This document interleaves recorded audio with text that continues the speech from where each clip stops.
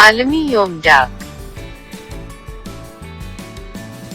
دنیا بھر میں آج 9 اکتوبر کو ڈاک کا دن منایا جائے گا، جس کا مقصد ڈاک کے نظام کو بہتر بنانا ہے، محکمہ ڈاک کی اہمیت اور اس کی کارکردگی کو اجاگر کرنا ہے۔ ڈاک کا نظام دنیا بھر کی معاشی ترقی و اقتصادی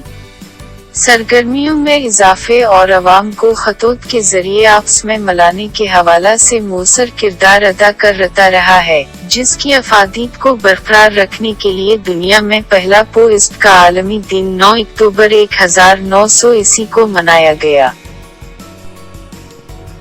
خط، جسے آدھی ملاقات کہا جاتا ہے، کسی دور میں پیغام رسانی کا اہم ترین ذریعہ تھا، لیکن دنیا جیسے جیسے ترقی کے ذیلی طے کرتی گئی، فاصلے سمٹتے چلے گئے۔ خط کی جگہ پہلے تار نے لی، پھر ٹیلی گرام اور فیکس کا دور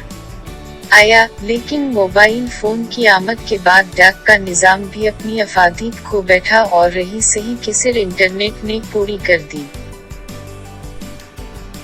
یونیورسل پوسٹل یونین ادارے کی رپورٹ کے مطابق دنیا بھر میں ڈاک کے ذریعے بھیجے جانے والے کل خطوط کی تعداد کا 5 سے 11% حصہ عام لوگوں کی جانب سے کیا جاتا ہے، جبکہ 80% ڈاک حکومتی عہدیداروں کی جانب سے بھیجے گئے خطوط اور کاغذات پر مشتمل ہوتی ہے۔